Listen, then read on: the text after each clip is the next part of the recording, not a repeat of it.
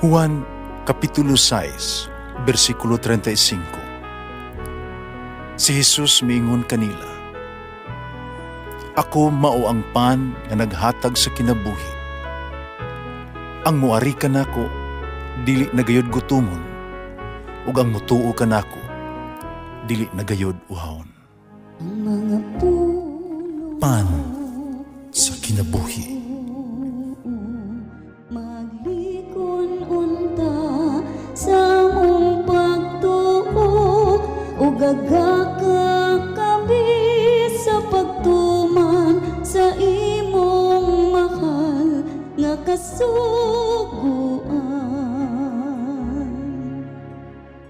Ang ginumana kaninyo. Ang Santos Ebanghelyo sumala ni San Mateo. Si Jesus miingon siya mga tinunan, sa inyong pag-ampo, iudaghan ang inyong mga pulong, ingon mga gibuhat sa mga pagano, nagunahuna, kadunggon sila tungod sa taas nilang pag-ampo. Ayaw pag-ingon kanila, kay ang inyong amahan, nahibalo ng daan sa inyong ikinahanglan, bisan gani sa dili pa kamo mangayo kaniya. Ina ni ini pag-ampo. Amahan namo nga naa sa langit. Sibahon unta ang ngalan mo. Maghari ka unta kanamo. Ug tumano ng imong pagbuot dinhi sa yuta, imong gituman kini didto sa langit. Ihatag kanamo ang kalanon nga mo gikinahanglan karong adlaw. Ug pasayloa kami sa imong mga sala. Ingon gipasaylo namo ang nakasala kanamo. Iyo kami itugyan sa malisod nga pagsulay. Luwa sa hinuon kami sa dautan. Kay imo ang gingharian, ang gahom ug ang himaya hangtod sa kahangturan.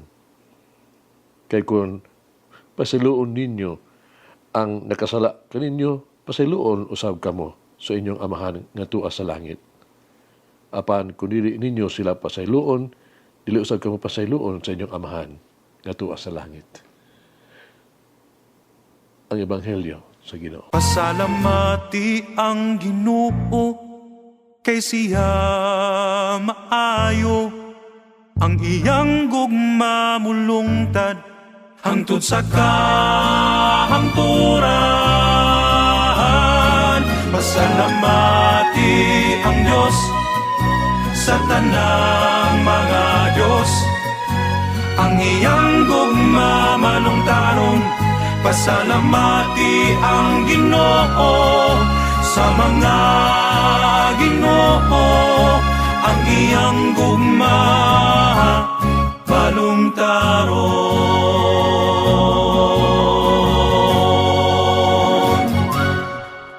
Ang Ebanghelyo kanang adlaw mo ni gitawag og the Lord's Prayer, ang amahan namo ba.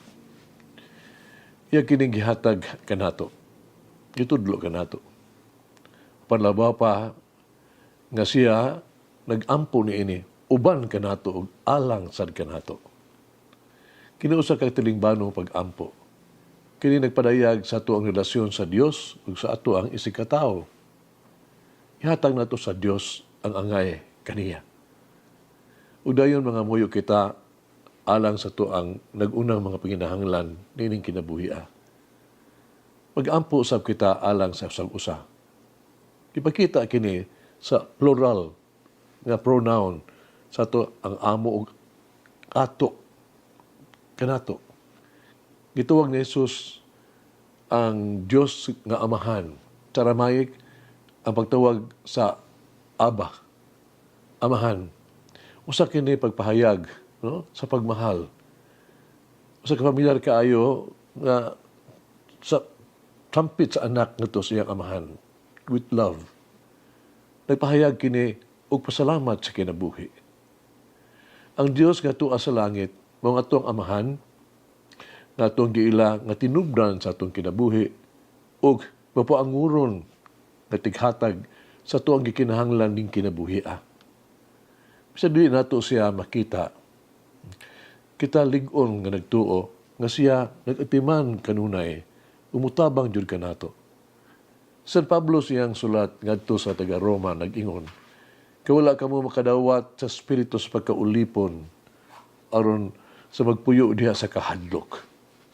Kung dili nakadawat ka mo sa spiritus pagkasinagup nga pinaagi ni ini kita makatuaw, Aba, Amahan. Ang Espiritu mismo, nagbabatuod uban sa atong Espiritu nga kita mga anak sa Dios.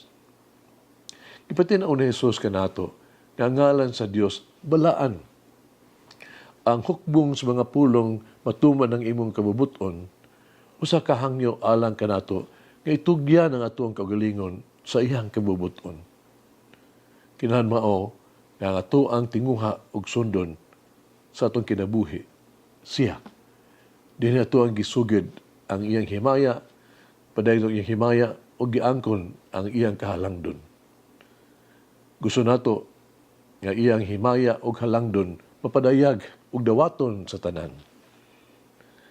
Ang katapusang bahin sa Lord's Prayer, naghisgot sa tuang panginahanglan usag unsang paagi kita kikinahanglan maging labot sa tuang isikataw. Pusa, dili pa kita magkunahuna lang sa itong kaugalingon alas ito panginahanglan. Kinahanglan una, ug labaw sa tanan, ato sang ihatag ngadto sa Dios ang himaya, dungog, ug pagka masunugdanon nga angay kaniya. Ato mga pag-ampo, kinahanglan nga, dili gayod makalapas kabubuton sa Dios. Ato mga pag-ampo, kinahanglan, mugiya ka nato kanunay sa pagtugyan sa itong kaugalingon ngadto sa iyang plano.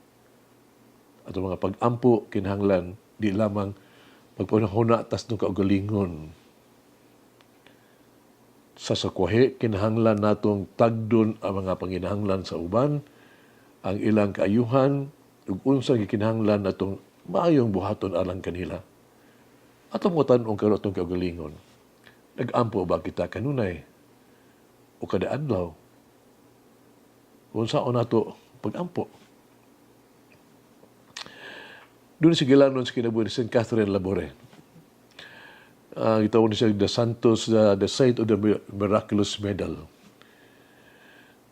Kini ang iyang paagis pag malandong. Niyano kay simple kaayo, pero makatandog.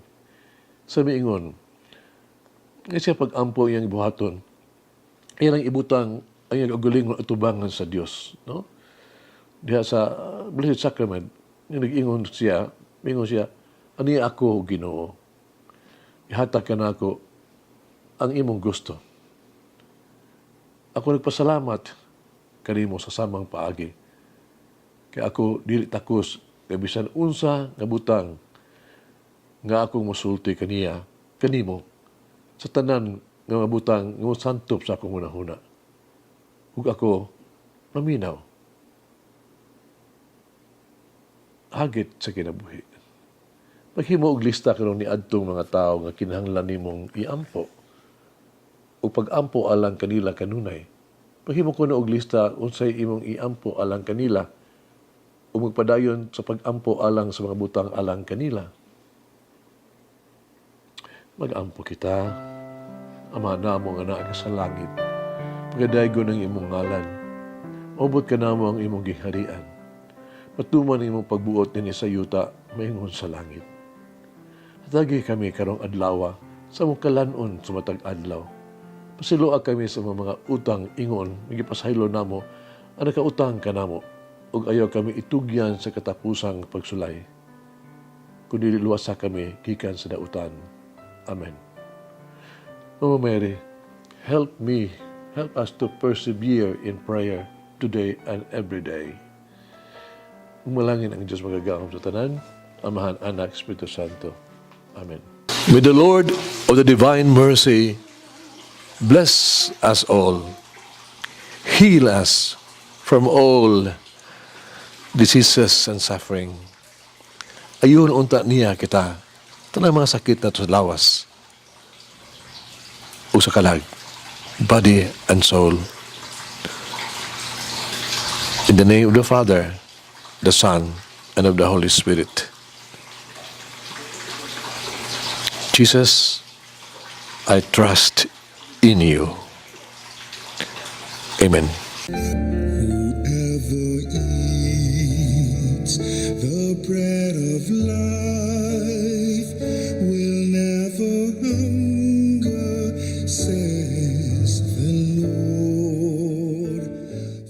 Higgalaan inyong nabati ang pagpaambit ug hamubong pamalandong sa pulong sa Dios pinaagi sa tulumanon. Pan sa kinabuhi nga gidumala ni Monsignor Daddy Silva.